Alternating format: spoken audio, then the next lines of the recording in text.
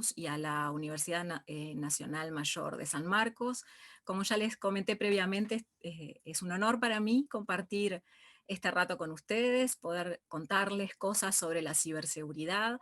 Y además es un gusto ver entre los participantes estudiantes de UDELAR, estudiantes de la carrera, queridos colegas, así que hago extensivo el saludo para todos.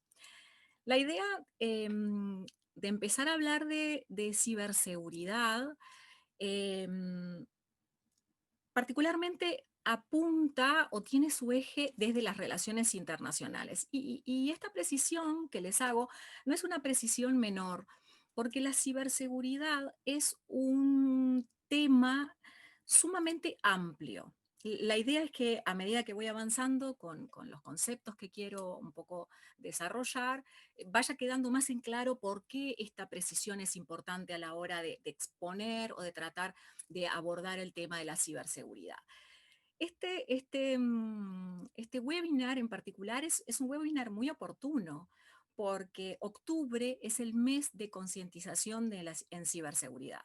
Desde el año 2003 surgió esta iniciativa desde los Estados Unidos y todos los meses de octubre se celebra, hay distintas actividades y de hecho hay distintos foros de reflexión, a veces aparecen algunos documentos específicos sobre seguridad que hacen a el entendimiento y que hacen al desarrollo de este tema.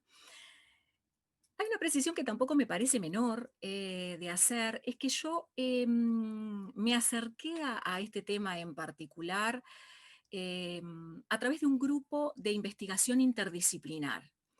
Y para mí eso es un valor sumamente importante a la hora de entender este tema y a la hora de poder avanzar sobre este tema. Porque la ciberseguridad, para ser entendida, tiene que ser mirada desde distintas perspectivas.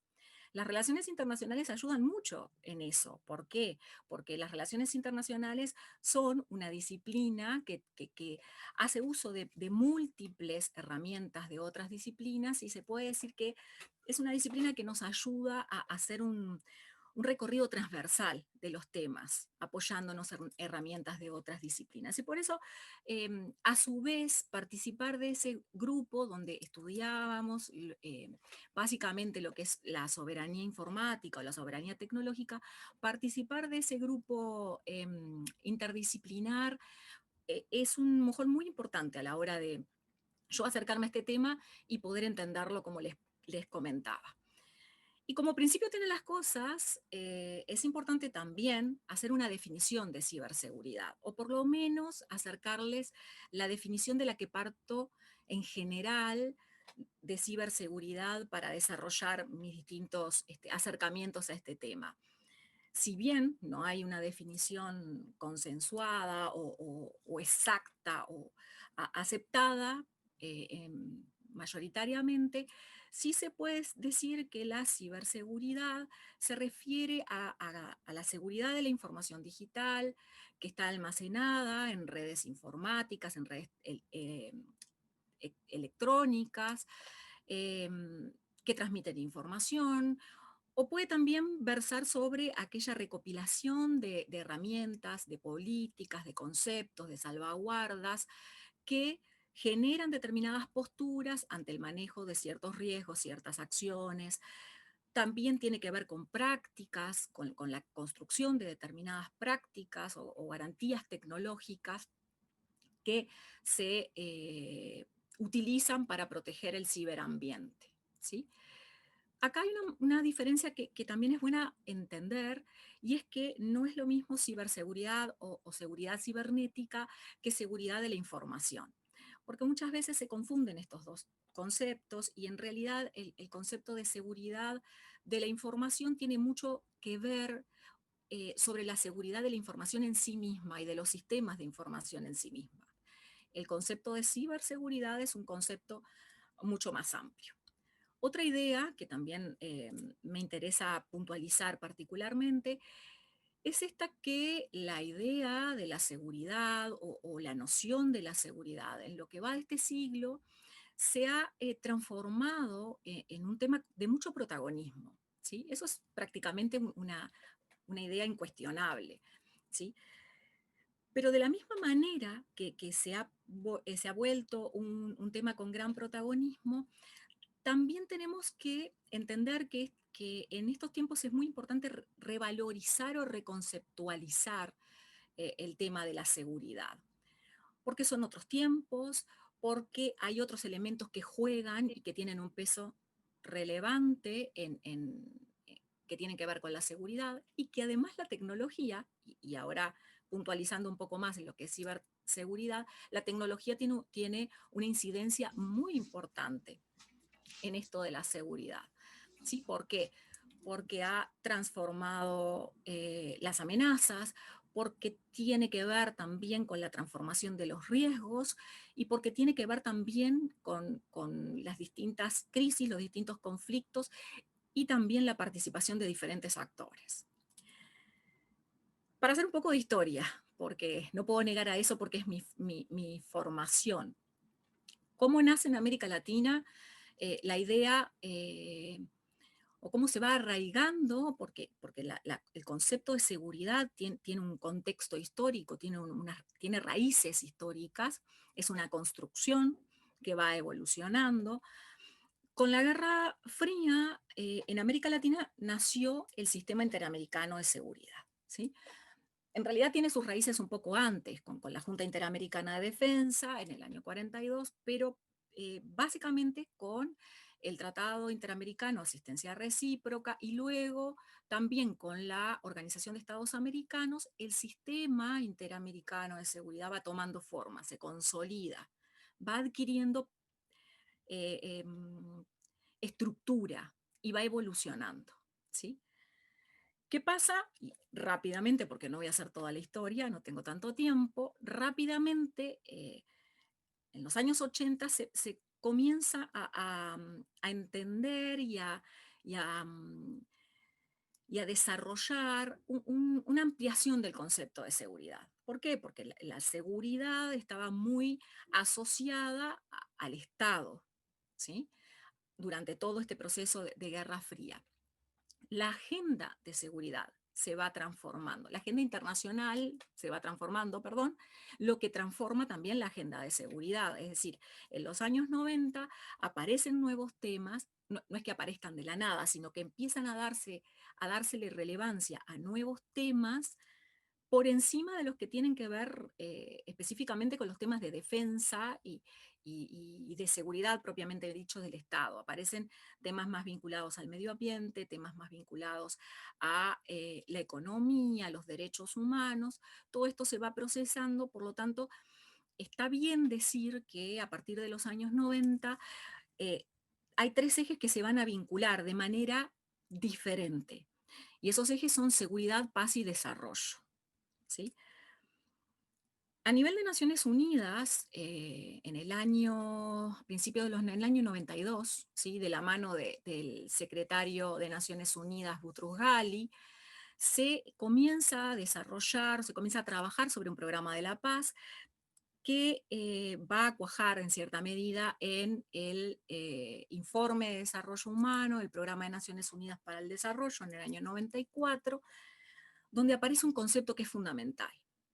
Fue fundamental en ese momento y siguen siendo fundamental ahora, y es la noción, el concepto de seguridad humana. Esto significa que, y a muy grosso modo, que la seguridad abandona o se aparta, no abandona totalmente, pero sí se aparta del eje del Estado y comienza a tomar el eje del individuo, ¿sí? Es decir, el eje de la seguridad debe constituirse en función del individuo. Esta seguridad humana, ¿qué significa? Significa libertad con respecto al miedo, libertad con respecto a la necesidad, y significa también una interrelación diferente con la idea de paz y una interrelación diferente con la idea de desarrollo sostenible. ¿Sí? Rápidamente también, estoy solamente tocando los mojones, es decir, los puntos más importantes. 2003. Ustedes saben que 2001 significa un quiebre importante con el 11S, toda la transformación que vino, también la guerra global al terrorismo, bueno, En función de todo ese escenario, el escenario de la seguridad humana, pero también en el escenario de la guerra global al terrorismo, en 2003 se da un acontecimiento importante en América Latina, que es la aceptación en el marco de la Conferencia Especial de Seguridad de México de la OEA, es decir, en el marco de la OEA, la aceptación por todos los miembros de la Organización de Estados Americanos de una seguridad multidimensional, ¿sí? Es decir, se coincide, esto se empezó a trabajar antes, se empezó a trabajar en otras convenciones que se hicieron anteriormente, pero que se va a formalizar, podemos decir, en el año 2003. ¿Qué quiere decir esto de la seguridad multidimensional? Que la seguridad va a ser entendida y en función de ese paraguas que es la seguridad humana, como una seguridad a distintas dimensiones. Una seguridad alimentaria, una seguridad medioambiental, una seguridad ciudadana y una seguridad cibernética, entre otras. ¿Sí? Yo estoy solamente hablando de algunas. Esto es un panorama muy rápido de cómo llegamos a esto de la seguridad cibernética o la ciberseguridad. La incidencia de la pandemia por COVID-19 ha dejado como muy en evidencia la trascendencia de las tecnologías, ¿sí? La trascendencia de lo digital. Ha quedado muy en evidencia, ¿por qué? Por la necesidad del teletrabajo, la educación a distancia, por la multiplicación o por el Ah, uso ¿qué? del comercio electrónico o el comercio digital. También se potenciaron los trámites gubernamentales, las operaciones financieras, también el entretenimiento, y esto tuvo mucho que ver o tiene mucho que ver todavía con las políticas que se han tomado con respecto a la pandemia, con las distintas cuarentenas que se han llevado a cabo y los límites de esa pandemia, de esas cuarentenas, perdón, por los distintos estados, incluso la salud, ¿sí? Entonces, esto de la ciberseguridad como que es un tema que ha tomado, más allá del que ya tenía incluso antes, y cuando, sobre todo, les decía, en América Latina en particular, a partir de principios de este siglo, con la COVID, esto como que ha generado una explosión en cuanto a la preocupación y a la mirada que tenemos sobre la ciberseguridad, ¿sí? Entonces, vayamos a lo que son las precisiones importantes para mirar la ciberseguridad a partir de las relaciones internacionales. Cuando estamos hablando de relaciones internacionales, estamos hablando de una disciplina que tiene un objeto de estudio, que es la sociedad internacional.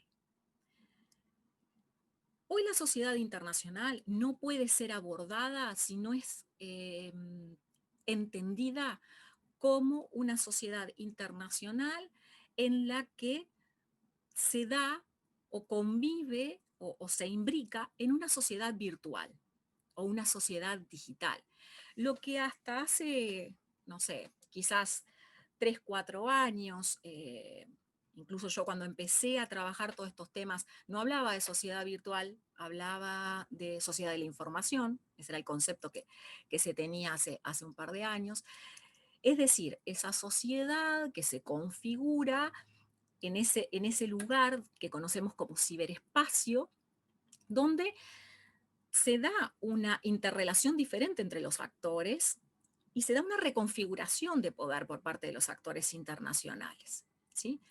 La sociedad virtual es lo que Manuel Castells en 2001, en su texto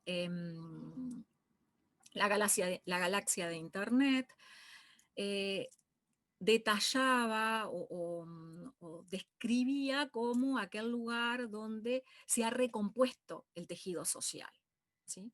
Donde hay una sociabilidad diferente, pero una sociedad que no deja de ser real y que es una sociabilidad importante.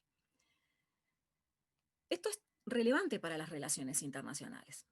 porque los actores que se desarrollan, se interrelacionan, mejor dicho, en la sociedad internacional, también actúan en la sociedad virtual, pero tienen otra interrelación en función a cómo conviven y y la estructura de poder que generan entre ellos. A mí acá me gusta tener esa idea del mundo multiplex de Amitabh Acharya, es decir, múltiples actores. Para mí es patente en la sociedad virtual, también en la real, pero en la virtual queda mucho más patente.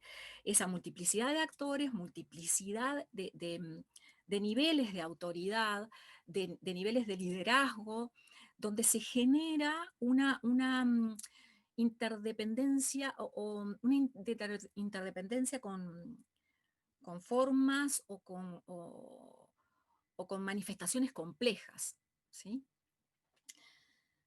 Ese mundo digital o esa sociedad digital se da en un mundo completamente interconectado, aunque abro un paréntesis, eh, y acá voy a traer otro concepto que es fundamental para todo esto, que es Internet. Todos pensamos que realmente estamos todos conectados gracias a Internet y en realidad solo el 54% de la población está conectada a Internet, ¿sí? Lo que a veces en países donde la conectividad es prácticamente completa o total, parecería una cifra sorprendente. Pero esa es la realidad del mundo, ¿sí? Entonces, en ese mundo que está completamente interconectado o digitalmente interconectado, el Estado, que es un actor jerárquico para las relaciones internacionales, pasa a ser un actor más de lo que es una inmensa red transnacional de actores, ¿sí? ¿Y a qué voy con esto? A la importancia de la transnacionalidad también en ese mundo digital, que la percibimos, se estudia en el mundo real, si se quiere, pero también es sumamente relevante y en esa recomposición de las estructuras de poder que les hablaba hoy, en esa sociedad digital. La dinámica de las tecnologías de la información, el desarrollo de Internet, ha provocado que prácticamente hoy haya una asimilación entre lo que es la vida online y la vida offline. Eso pasa a todo nivel y con todos los actores. Estados, individuos, transnacionales, organizaciones internacionales, organizaciones no gubernamentales, con todos los actores, ¿sí? Em, y este escenario hace, no sé, poco más de 30 años, que en tiempos históricos son segundos, esta noción del ciberespacio y esta noción de vida offline y vida online, y que tiene sus raíces en la ciencia ficción, era algo como muy lejano. Hoy cada vez los procesos son más rápidos. Hoy podemos hablar que los principales centros urbanos dan muestras de una práctica fusión entre el espacio físico y el espacio virtual, ¿sí? Otra precisión que a mí me gustaría, antes de pasar a las preguntas, hacer es que la ciberseguridad, y tiene que ser entendida así, es la dimensión transversal al resto de las dimensiones de la seguridad. ¿Qué quiero decir con esto? Que es la dimensión de la seguridad que permea a la seguridad alimentaria, que permea a la seguridad estatal, que permea a la seguridad ciudadana, que permea a la seguridad medioambiental, a todas las dimensiones de la seguridad. Y eso para mí es y en función de lo que venía diciendo esta sociedad virtual, es potencialmente importante, no solo para entenderla, sino también para generar políticas públicas por parte de los estados sobre ciberseguridad.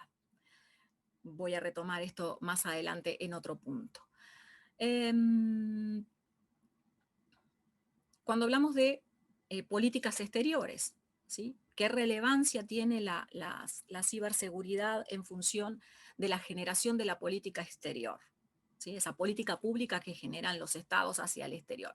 A mí me gusta plegarme a esa conceptualización de dimensiones que hace Roberto Russell, que identifica la política exterior en sus dimensiones político-diplomática, militar estratégica y económica. Y la ciberseguridad también es un vector que atraviesa cada una de estas dimensiones, ¿sí?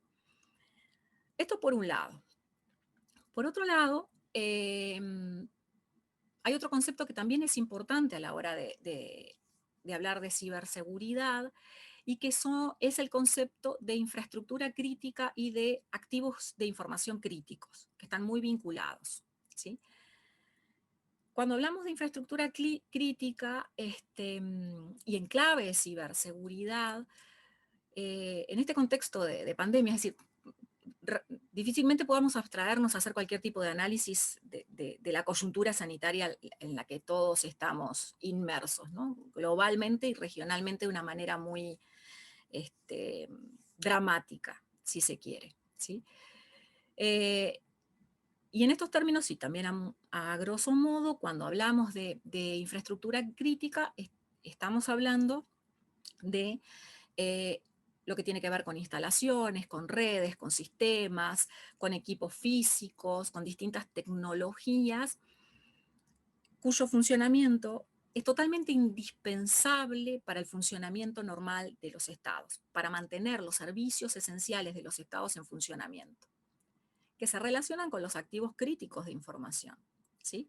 Que son aquellos que justamente funcionan de la misma manera, es decir, aseguran el correcto funcionamiento de esos servicios considerados vitales para la operativa normal de un Estado, su gobierno y su economía en general, que está también íntimamente relacionada.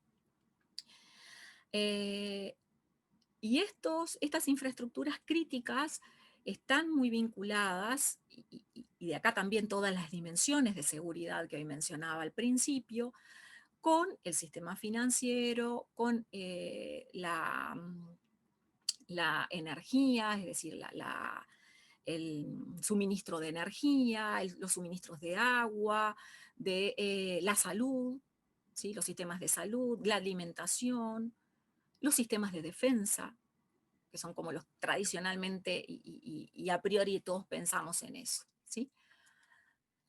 Hecho estas precisiones, a mí me gustaría también focalizarme un poco en la ciberseguridad desde el sur global. Y desde el sur global, porque no podemos tomar la ciberseguridad prácticamente en relaciones internacionales, no podemos hacer esas conceptualizaciones a modo global, sino que tenemos que hacer puntualizaciones cuando queremos analizar distintos escenarios. Cuando vamos a hablar de América Latina, tenemos que ponernos en pie de consideración de esa ciberseguridad en función del sur global. Y en América Latina hay una condición muy particular.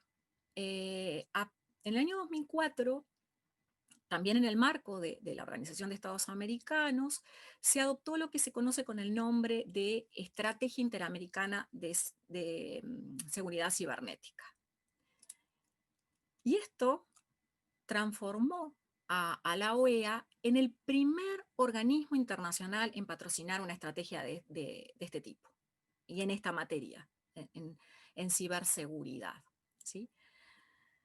A partir de ese momento, 2004, ustedes recuerdan que la aceptación de la idea de multidimensionalidad se adoptó en 2003, ya tenemos una estrategia interamericana en desarrollo a partir del año 2004, siguen a esa iniciativa otras múltiples iniciativas, y la ciberseguridad o la evolución de esa seguridad cibernética en América Latina, a partir de ahí ha mostrado diferentes realidades, ¿sí? A diferentes realidades que han acompasado y que acompasan también las distintas realidades a nivel político, a nivel económico, a nivel social. América Latina es un continente sumamente desigual. Yo esto siempre lo recalco y ahora que veo que está Magdalena Vaz por ahí, el otro día traía a colación la metáfora de Brodel, América Latina es una liebre muy esquiva, y sí, tenemos que partir de esa idea. Ser un continente tan desigual se proyecta en el ámbito de la seguridad en un sentido amplio y también se proyecta en la ciberseguridad en un sentido más particular. Y a partir de ahí tenemos que nosotros analizar y divisar cuáles son nuestros retos, cuáles son nuestros desafíos, cuál es nuestra perspectiva, a qué tenemos que apostar en ciberseguridad. En el año 2016 apareció un informe también en el marco de de la Organización de Estados Americanos y del Banco Interamericano de Desarrollo, que se llamó estamos preparados en América estamos preparados en América Latina y el Caribe en cuanto a ciberseguridad, ¿no? Era el informe de ciberseguridad 2016 y la pregunta era si estamos preparados en América Latina.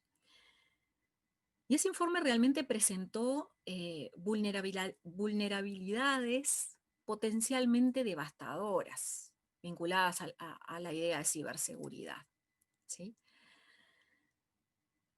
Ese informe no se volvió a repetir en esa estructura con información tan detallada y haciendo análisis de indicadores, de una serie de indicadores que se crearon o se tomaron en cuenta para ese informe hasta el año 2020.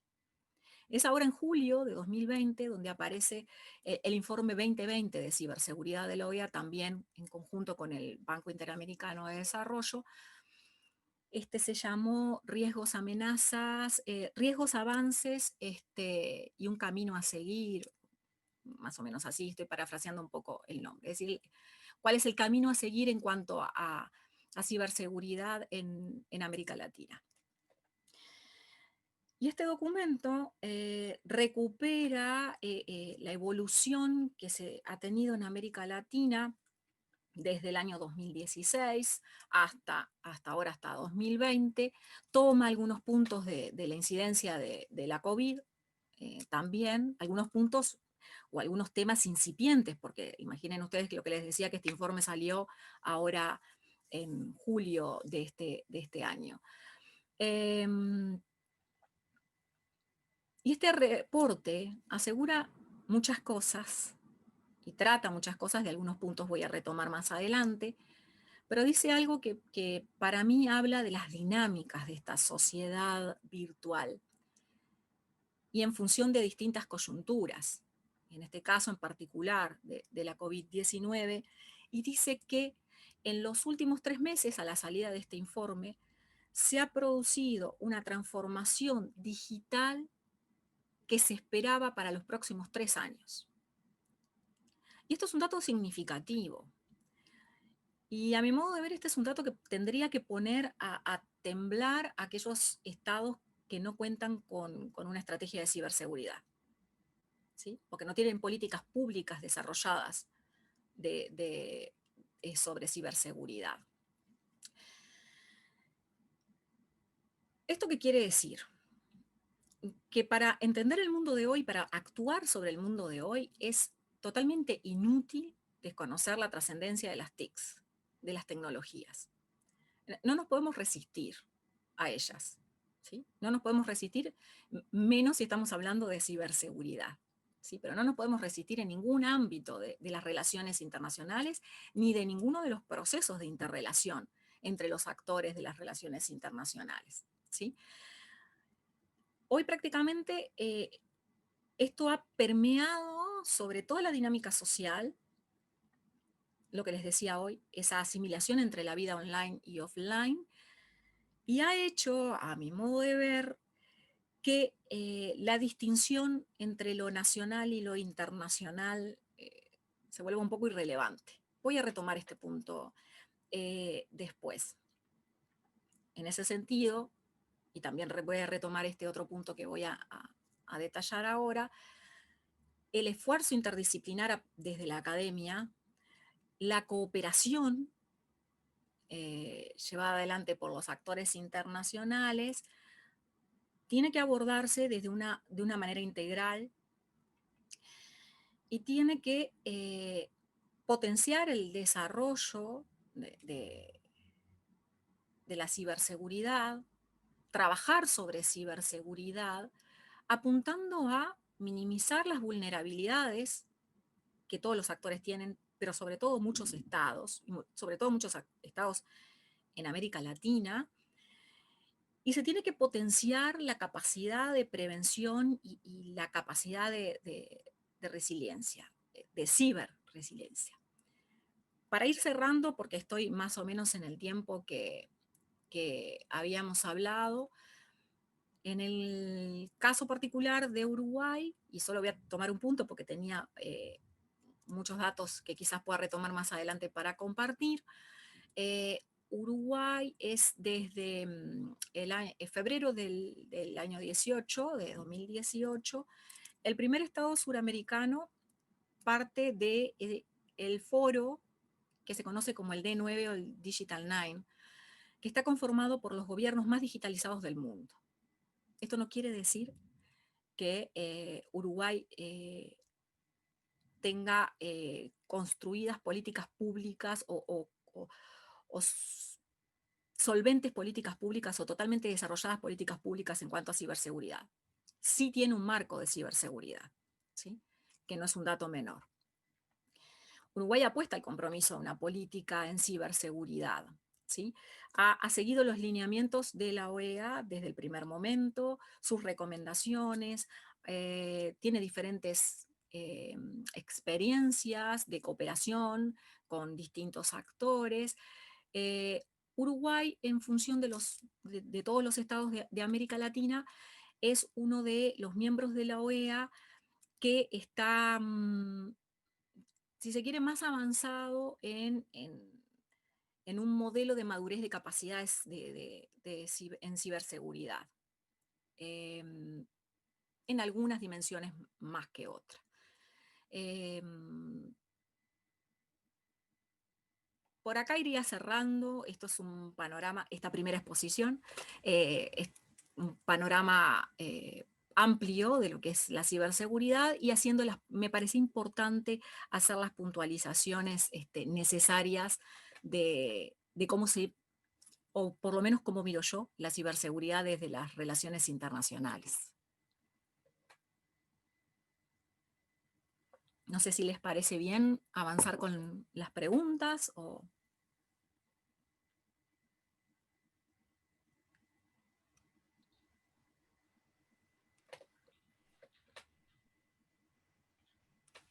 Muchas gracias por tu ponencia, Magíster Mónica Nieves.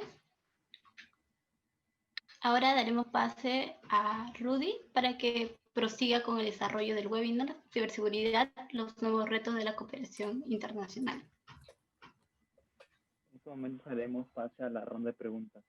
Como primera pregunta tenemos, ¿por qué es necesaria la cooperación internacional para garantizar la ciberseguridad en Latinoamérica? Bien, dejé un poco avanzada al final de la exposición esa idea, ¿no?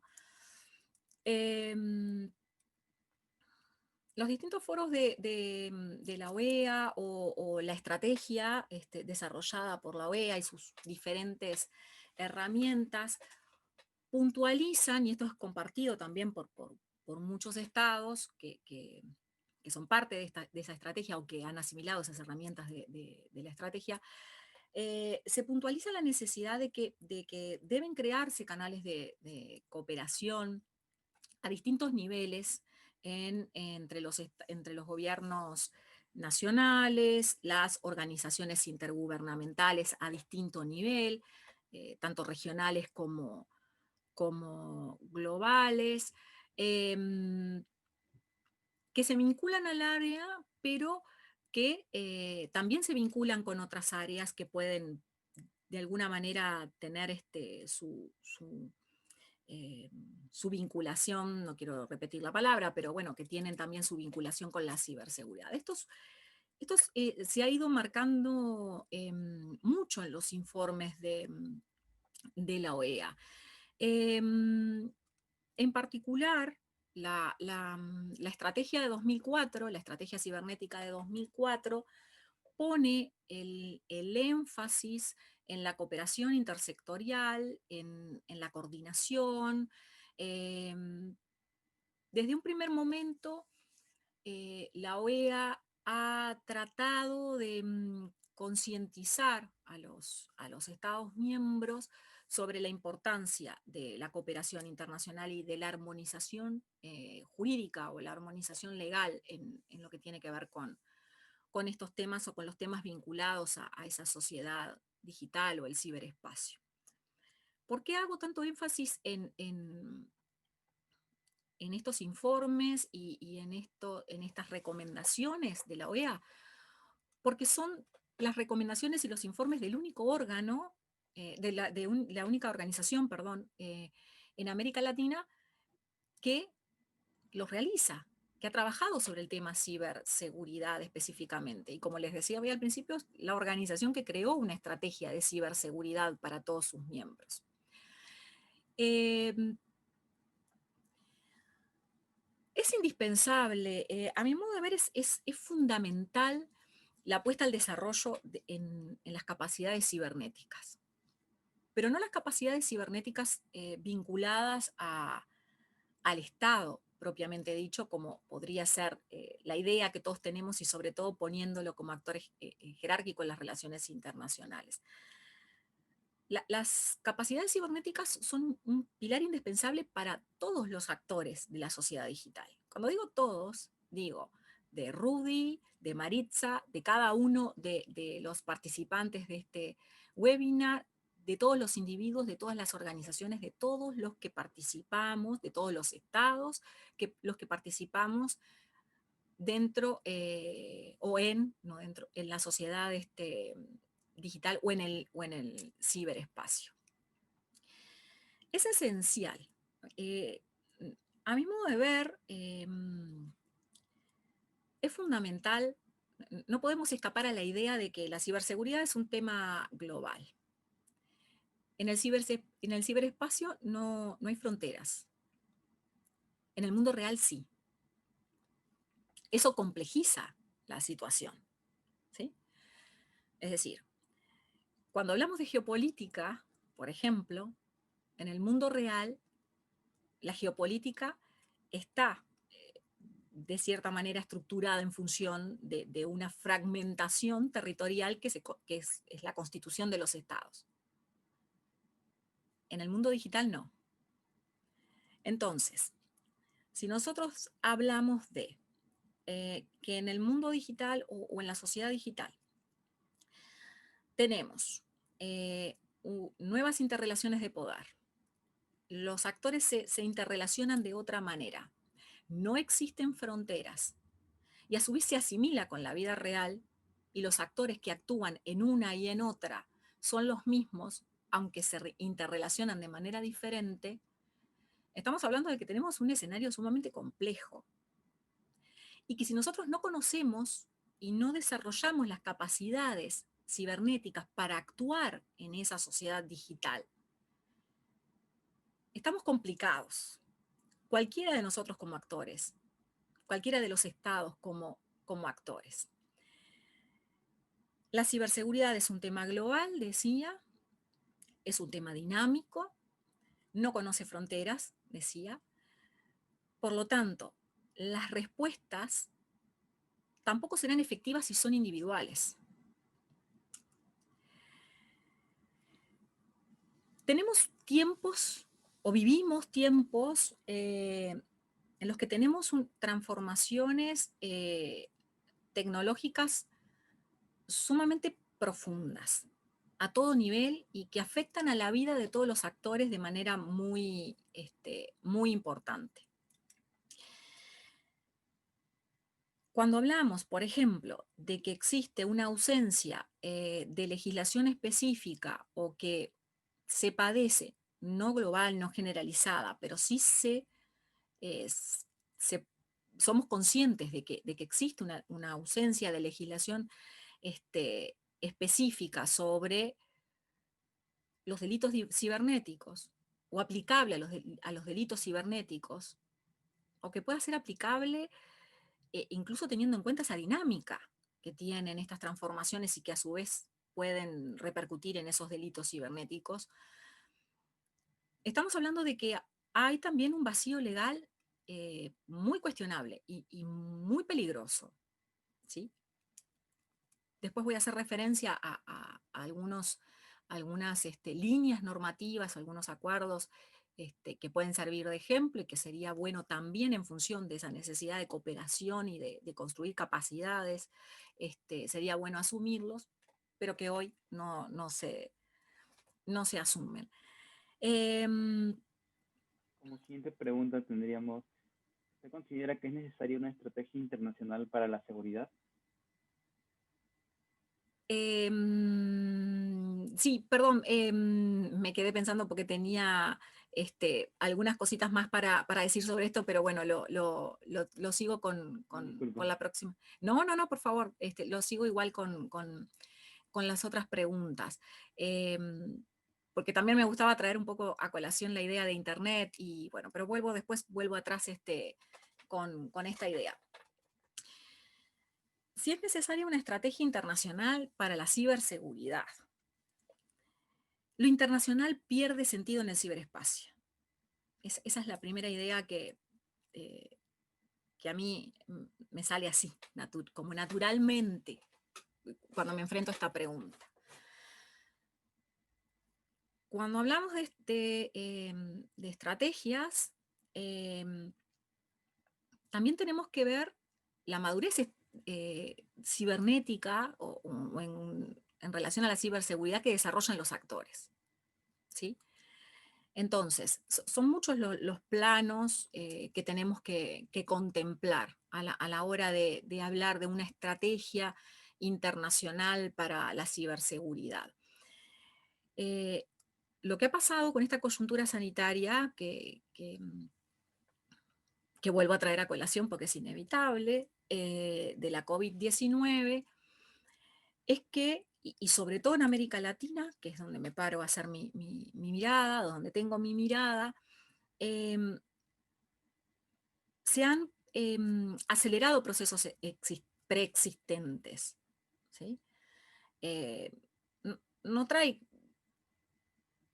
problemas nuevos, claramente trae problemas nuevos, pero a grandes rasgos podemos decir que esta pandemia ha funcionado como un catalizador de asimetrías, de desigualdades ya instaladas, y que esta pandemia tiene un potencial especial para profundizar esas asimetrías. Y eso puede pasar en cuanto a estrategias de ciberseguridad, estrategias nacionales de ciberseguridad, ¿sí? Hoy la seguridad cibernética eh, trascendente a nivel de seguridad humana, como ya les venía diciendo, también en función de hablar de estrategias, tiene que ser diferenciada cuando la analizamos desde América Latina. Hoy les nombraba la adopción de la estrategia en 2004 que conformada a raíz en el marco de las naciones de la Organización de Estados Americanos, pero también tiene que ser mirada desde el sur global en cuanto a lo que representa o en cuanto a lo que implica esto que les decía hoy al principio y que en 2016 había quedado tan evidente, las vulnerabilidades potencialmente devastadoras que mencionaba ese informe de 2016. Ustedes imagínense bueno, cuando estamos hablando de estrategias, digo, de la conformación de estrategias en ciberseguridad y nos paramos en América Latina, tenemos que preocuparnos cuando vemos que 4 de cada 5 estados no tienen una estrategia de ciberseguridad. o no han desarrollado planes de protección de su infraestructura crítica, con la importancia que tienen la infraestructura crítica para la supervivencia de un gobierno, de un Estado, ¿sí? Si miramos si nos paramos desde la perspectiva del modelo de madurez de capacidad de ciberseguridad, que hoy les decía que en el que Uruguay no estaba bien posicionado, si se quiere, en relación al resto de los estados de América Latina, no con el resto del mundo. Decimos que en función de mirar esas estrategias y en función de la evolución que ha habido desde el 2016 en adelante, los estados de América Latina y el Caribe han mejorado en algo sus capacidades en ciberseguridad. Una cuestión en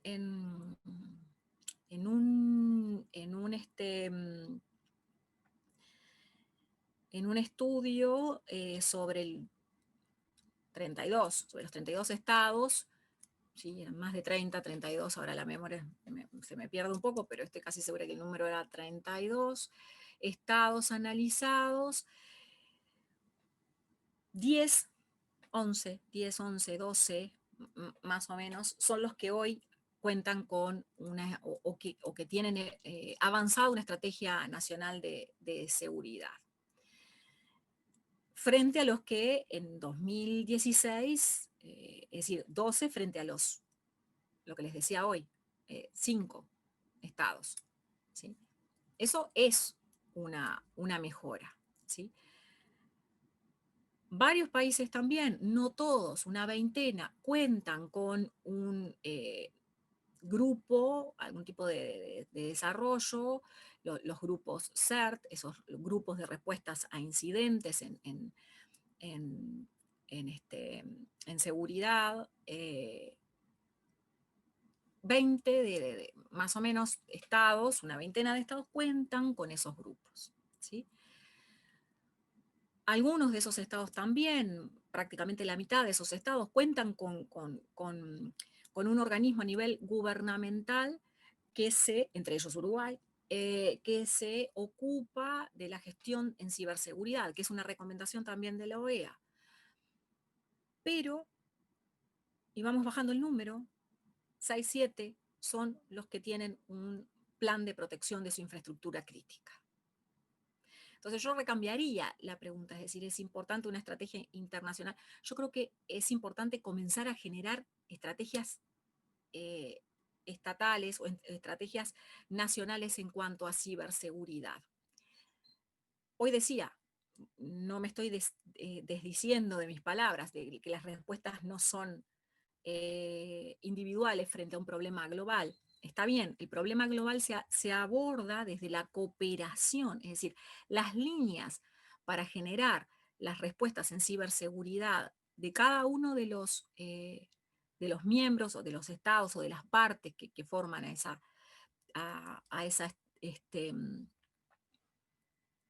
a ese núcleo o que en realidad lo que son los estados miembros de la OEA y que siguen esas estrategias.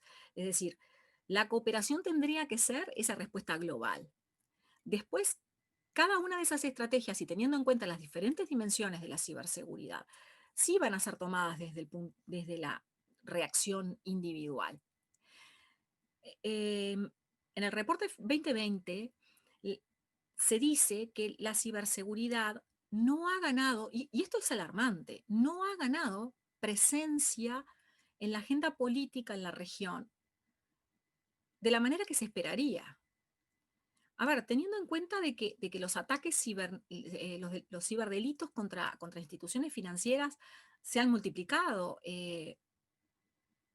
no ha habido una respuesta esperada. Y eso es llamativo. Billones de dólares en costos financieros se sabe que van a existir como consecuencia de los ataques que se han realizado y los que potencialmente se realizarán entre el año 20 y el 21. ¿Qué es lo que está pasando? ¿Sí? Em,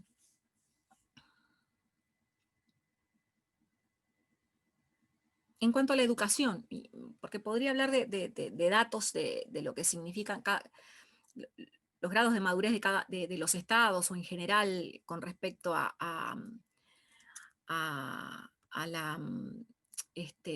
los grados de madurez, como les decía, frente a la ciberseguridad, pero en lo que respecta a la educación, porque cuando estamos hablando de potenciar capacidades, estamos hablando de educación y tenemos que hablar de capacitación y de educación vinculados. No hay resultados destacados y eso es alarmante. Hay en general, estoy hablando en América Latina, ciertas carencias en formaciones profesionales eh, para temas específicos de la ciberseguridad. Y estos son datos preocupantes, ¿sí? Hoy les decía que podemos tomar ejemplos y lo que cuando les hablaba de la creación de un cuerpo legal que tuviera la perspectiva o que englobara los delitos cibernéticos y que es ese vacío legal que identificaba hoy al principio. Por ejemplo, se tiene el convenio de Budapest, que es un convenio sobre ciberdelincuencia de la Unión Europea, que de alguna manera lo que propone es la homogeneización de la cibercriminalidad, de la conceptualización de cibercriminalidad, lo que está vinculado a este fenómeno y desarrolla lo que tiene que ver con la materia penal y entiende sobre la necesidad de aplicar una política penal común al cibercrimen. Pero 10 estados en América Latina se han plegado a este convenio. Y estos son los ejemplos globales que tenemos que seguir, porque las experiencias positivas y las instancias de cooperación, por ejemplo, las instancias positivas, el desarrollo de leyes de protección de datos, son ejemplos positivos a seguir por los estados para crear estrategias de ciberseguridad. Y por aquí redondearía un poco esa parte. Con la siguiente pregunta, ante la necesidad de cooperación internacional, ¿se considera que sea más recomendable que la ciberseguridad sea resguardada mediante organismos internacionales, regionales o globales? Ay, acá también me gustaría hacer algunas puntualizaciones. De hecho, vengo desarrollando toda esta idea de la OEA y como que ya más o menos di mi posición, ¿sí? Porque de hecho es el instrumento que tenemos, sobre el que hemos desarrollado nuestras estrategias, los estados que tenemos estrategias en ciberseguridad. Y algunos puntos importantes. La idea de la ciberseguridad, la importancia de Internet, la gobernanza en Internet, asociar esto de la ciberseguridad a los derechos humanos, es un tema que también se trabaja desde la OEA, pero también se trabaja a nivel de Naciones Unidas, globalmente, ¿sí? Tenemos dos experiencias fundamentales en la cumbre mundial de la sociedad de la información, concepto previo, digamos, a la sociedad digital, que se realizó en dos instancias, en Ginebra 2003 y en Túnez 2005, se hablan de todos estos temas. Se generan trabajos, se habla sobre la brecha digital, sus consecuencias en la ciberseguridad, y también surge un documento que es muy importante. Y ahí lo voy a ir enlazando con esto de lo internacional, lo regional y lo global. Y es la Carta de Derechos Humanos y Principios para Internet de Naciones Unidas, que surge de todo ese trabajo de la Cumbre Mundial de Seguridad de la Sociedad de la Información, donde el acceso a Internet constituye un derecho humano básico. Y están en los estados el deber de garantizarlo. ¿Sí? ¿A quién se dirige esta Carta de Derechos Humanos y Principios de Internet? Se dirige justamente a ese vínculo que existe entre los derechos humanos, es decir, los derechos humanos regulan la relación que existe entre el Estado y los individuos. Y los derechos humanos obligan a los estados. Ha habido mucho desarrollo con respecto a esto. A partir de esta carta se sostiene que los derechos offline o los derechos humanos que todos conocemos son derechos humanos online y que deben ser respetados y que deben ser protegidos, así como lo son en la sociedad real, digamos. De hecho, el Consejo de Derechos Humanos de Naciones Unidas en el 2018 va a promover la promoción, la protección, el disfrute de los derechos humanos en Internet, en esa lógica de equipararlos a los derechos humanos offline, digamos. Y esto es a nivel global. Y está bien que así suceda, porque tenemos que tener ese marco. ¿Sí? Y a nivel regional también tenemos que tener un marco. Y también tenemos que resguardar la ciberseguridad. Y de hecho, en el marco de la OEA eh, se ha mandatado a la Secretaría del Comité Interamericano contra el Terrorismo a trabajar sobre ciberseguridad. Esto viene un poco condicionado por la coyuntura particular que hoy les decía, de principios de este siglo, que trabaja sobre la construcción de capacidades en ciberseguridad y que apoya a los estados a trabajar sobre sus vulnerabilidades, a desarrollar instrumentos, a tomar herramientas de estos organismos, o que ellos brindan, o que el CICTE específicamente brinda, y también va a ser la que potencia esos núcleos nacionales que hoy les hablaba, que son los equipos de respuestas a incidentes, los CSIRT, que después también mm, se van a generar en los distintos estados los grupos CERT, que son esos grupos de respuestas a incidentes informáticos. Hay un programa de ciberseguridad en el marco de la OEA que se dedica a la divulgación, a la potenciación, a potenciar el desarrollo de políticas, de capacidades, de investigación en función a ciberseguridad. A generar lo que se puede decir es una especie de ecosistema informático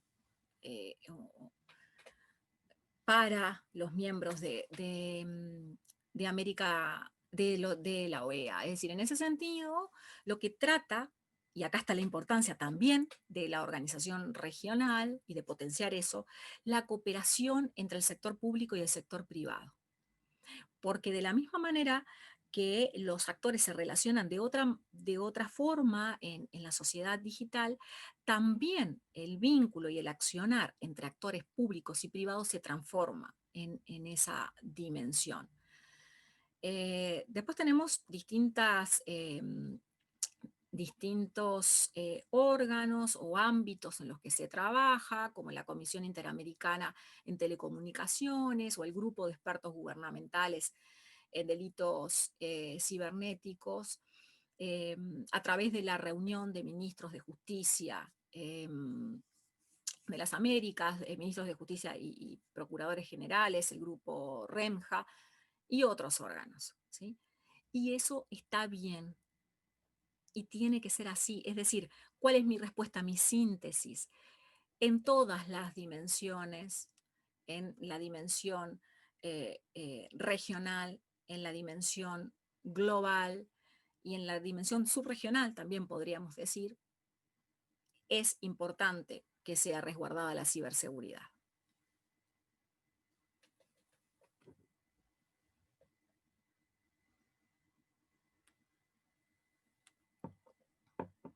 Como siguiente pregunta, retomando un poco la región, ¿cuáles considera que son los retos de la ciberseguridad dentro de la región latinoamericana? Bien. Si nosotros pensamos que en 3 meses se han dado las transformaciones digitales esperadas para los próximos 3 años, los retos son importantes y desafiantes, sin duda, sin duda.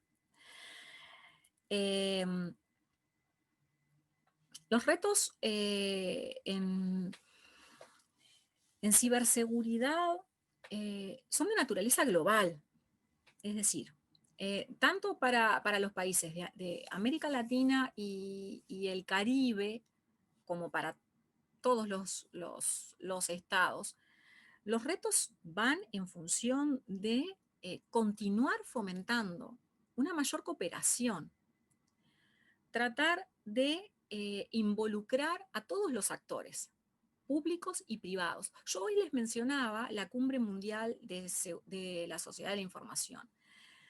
La fortaleza que tuvo esa cumbre es que por primera vez dentro de Naciones Unidas se involucró también a actores privados en esa cumbre. Y por tanto las soluciones fueron mucho más integrales y más ricas, ¿sí? Y con mayor perspectiva. Los retos van hacia el punto de establecer mecanismos de fortalecimiento de las capacidades, mecanismos de monitoreo de los análisis de las distintas falencias o vulnerabilidades que pueden darse en los distintos estados o en las distintas estrategias que van conformando o desarrollando los estados en cuanto a ciberseguridad. Los estados tienen que estar preparados para adaptarse al mundo dinámico en el que vivimos y el mundo cada vez más dinámico en el que vivimos, ¿sí? La sociedad internacional, la sociedad digital en consecuencia, es muy dinámica, extremadamente dinámica. Y si todavía le sumamos situaciones o coyunturas, llámese en este momento COVID-19, podrán ser cualquier otras en un futuro, u otros COVID más adelante, esperemos que no. Es decir, debemos adaptarnos a ese entorno dinámico. Entonces, eso es un reto para las estrategias en ciberseguridad de los estados. En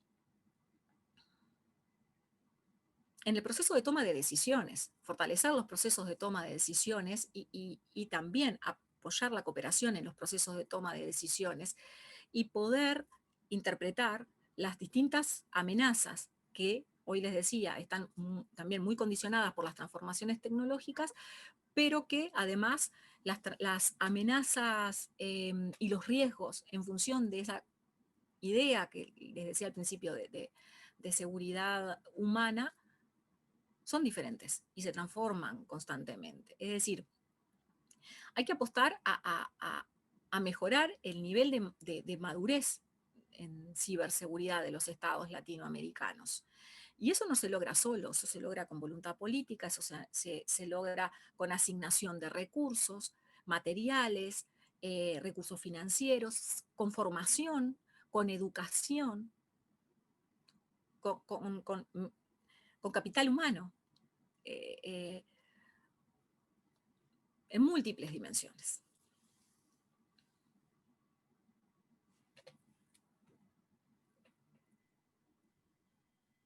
Como siguiente pregunta tenemos una más específica en torno a la región de Nicaragua. En el mes de septiembre se aprobó la política de ciberseguridad que controla las redes sociales y persigue los crímenes provenientes de gobiernos hostiles y grupos terroristas. Los críticos señalan que esta es una nueva normativa que ha impulsado que el gobierno y sus diputados para puedan controlar las redes sociales y la prensa independiente, bajo la amenaza de cárcel. La pregunta es, ¿cómo aprobar políticas en ciberseguridad sin perjudicar los derechos como la libertad de expresión? Es una tarea extremadamente difícil. ¿Por qué? Y acá puntualizar dos nociones. Yo no sé cómo voy de tiempo, cuánto tiempo tengo para desarrollar esta pregunta. Si ven que me extiendo, me lo dicen. Puede continuar. Gracias, Rudy. Entonces, dos ideas para pensar en esto de los derechos, de la libertad de expresión, o los derechos, todos. Una es la idea de securitización, o seguritización. A mí me gusta más decir seguritización. Esa idea, desarrollada a fines de los 80 por Weber y Busan, también sobre todo en los años 90, muy trabajada por ellos, esa idea de que, y lo tomaba un poquito al principio, dije que después lo iba a retomar, esa idea de que la seguridad carga con un contenido histórico, pero que a su vez la seguridad tiene un contexto o se transforma, más que un contexto, se transforma en un acto discursivo. ¿Qué quiero decir con esto? Que la seguridad se apoya en el lenguaje, en el discurso, en las narrativas. Muchas de las dimensiones de la seguridad se han seguritizado en América Latina y con la COVID-19 se ha potenciado. ¿Qué quiero decir con esto?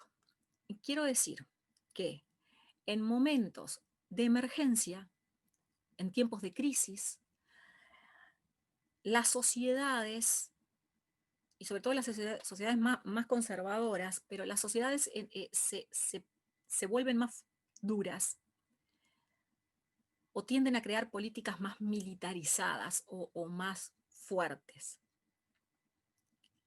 ¿A qué voy con esto? En tiempos de crisis, hasta los mismos ciudadanos son los que piden más y mayores controles y mayor vigilancia. En tiempos de emergencia se desarrollan medidas excepcionales, porque son tiempos excepcionales. Entonces, por tanto, excepciones como limitar la libertad de expresión, la protección de los datos, el manejo de los datos, prescindir de los consentimientos para manejar datos y obtener datos, sucede, se da, porque son tiempos excepcionales y son medidas excepcionales. Esto, en democracias frágiles, es un riesgo tremendo. ¿Por qué? Porque en términos de sensibilidad y de vulnerabilidad, como mencionaba Nay en algún momento, es decir, de afectación al Estado, de capacidad o de costos de reacción del Estado, es muy importante. Incluso con estados que son más, si se quiere, más fuertes, no es más fuertes la palabra, es más sólidos o más, es más sólido, sí, sería, pueden tenderse a volver más duros, más controladores, limitar esos derechos. Y las personas pierden derechos, y las personas pierden libertades, que están dispuestos a ceder por tiempos de excepcionalidad. Pero eso es un riesgo importantísimo y un riesgo muy, muy peligroso, porque los derechos fundamentales en escenarios de emergencia se tienen que cuidar muchísimo, más que en otras circunstancias normales, podemos decirle. Y hay que ponderarlos, porque si se pierden, es muy difícil recuperarlos. Y más cuando, y hoy decía lo de la seguritización. Si tenemos, por dar un ejemplo, a Estados Unidos, que todo lo lleva a nivel de seguridad, es decir, la presencia de China en América Latina es una amenaza de seguridad nacional, estamos seguritizando temas que no merecen serlo. Y eso nos lleva o nos conlleva a peligros importantes. Y otro elemento que también es importante, además de esto de la seguritización y de tratar de evitar esa pérdida de derechos, y que sí se limitan, esa es el punto, sí se limitan en tiempos excepcionales. Por otro lado, tenemos, y lo que tiene que ver con los actores transnacionales, el tema de la soberanía tecnológica, que yo no lo toqué mucho anteriormente, pero que me gusta traerla acá. Las grandes compañías de las comunicaciones y de la información son los que manejan los datos, no en general los estados.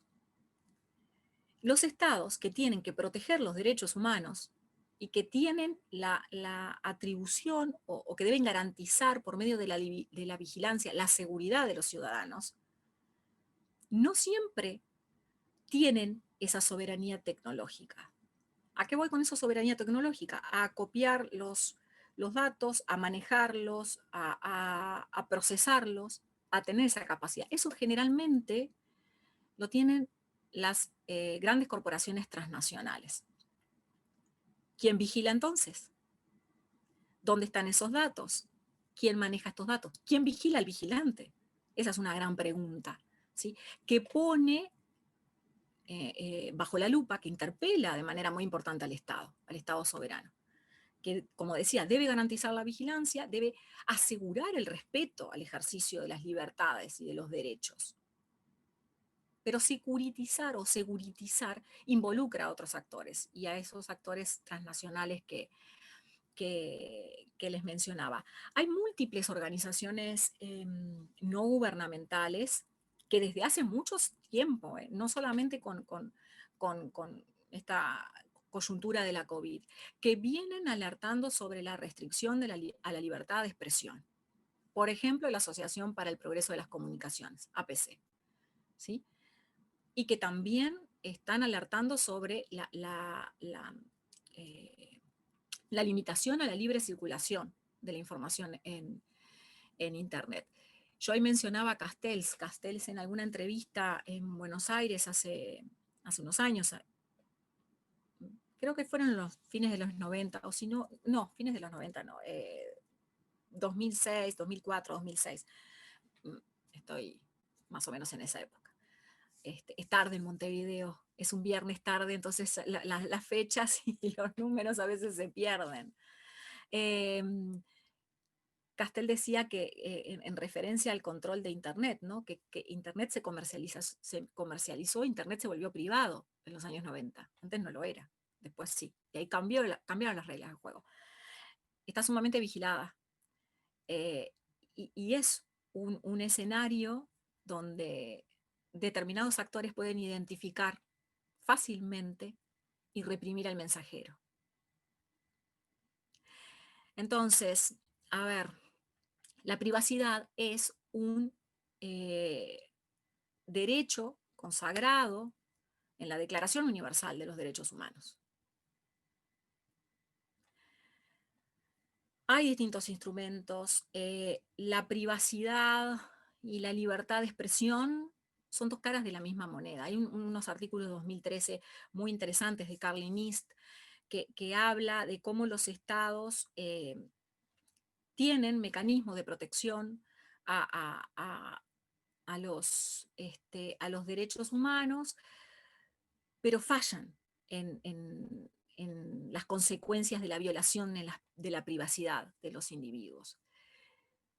Y a veces el mismo individuo, sin que exista y de esto también hay estudios múltiples, sin que exista una ejecución o una limitación real de la libertad de expresión a través de una determinada ejecución, una norma, una pauta, lo que fuera, solo saber que existe, no que se ejecuta, que existe, hace que el individuo se autocensure.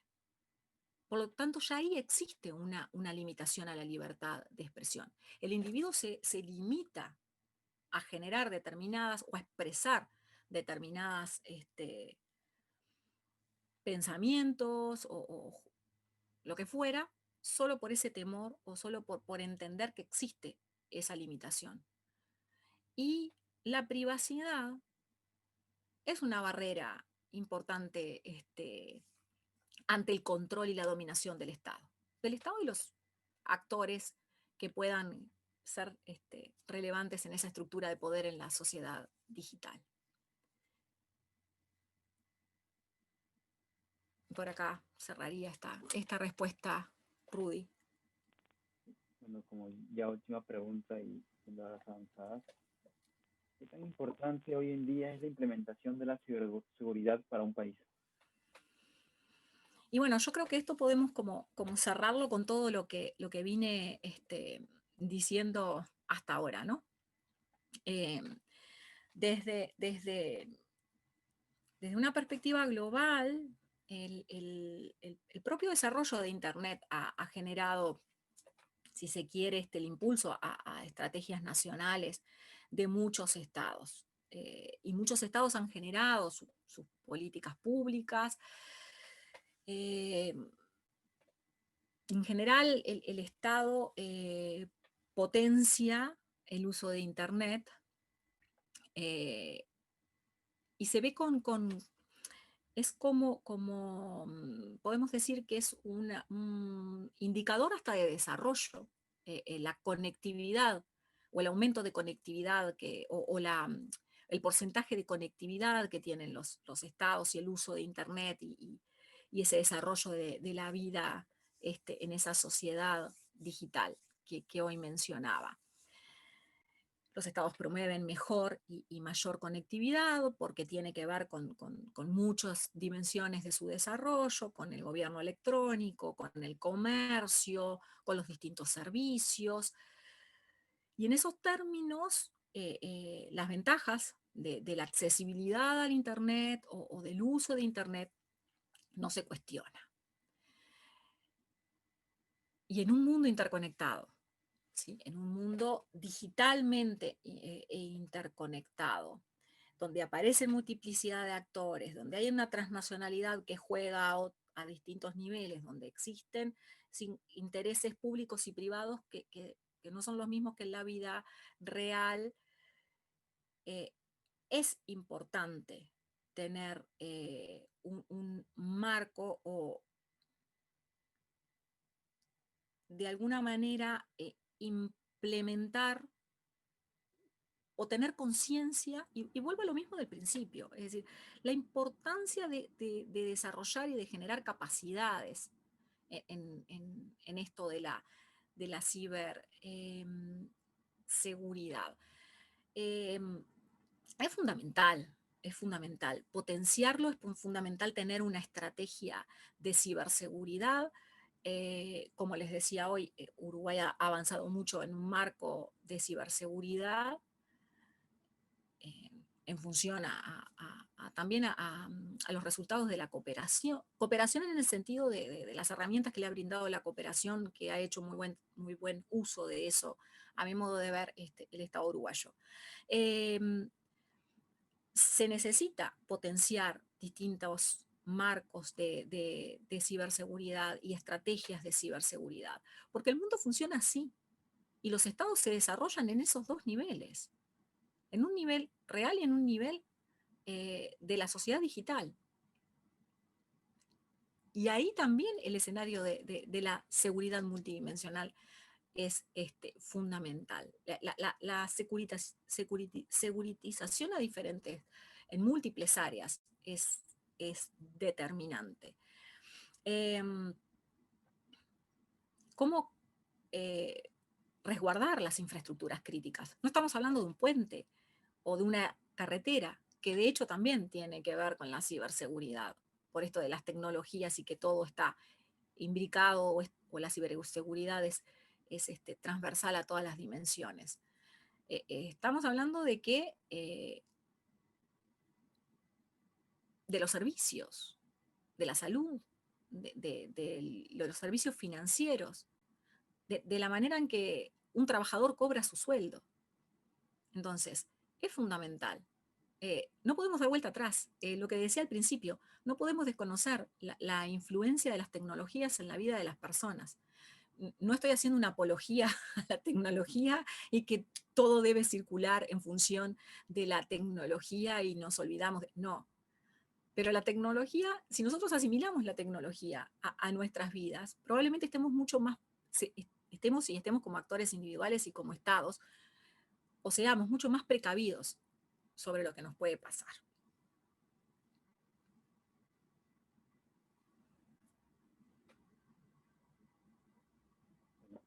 Con esta última pregunta ya hemos culminado, estamos cerrando el webinar. Quisiera invitar a todos los asistentes si podemos hacer una foto grupal para conmemorar el evento de hoy día.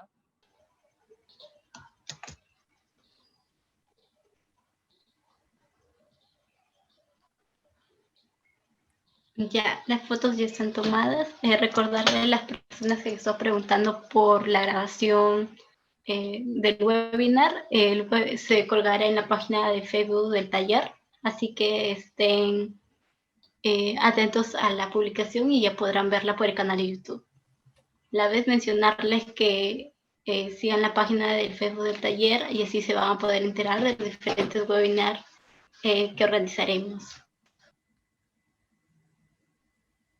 Con todo ello mencionado, queremos agradecer encarecidamente a la magíster Mónica Nieves por la magistral ponencia que ha realizado el día de hoy y esperemos que haya sido un espacio de aprendizaje y reflexión. Por nuestra parte, dar muchas gracias también al público que nos ha acompañado el día de hoy y ya será hasta una siguiente oportunidad. Gracias a todos, a los participantes por los saludos y a ustedes por la invitación. Espero conocer presencialmente la universidad en algún momento cuando se nos permita.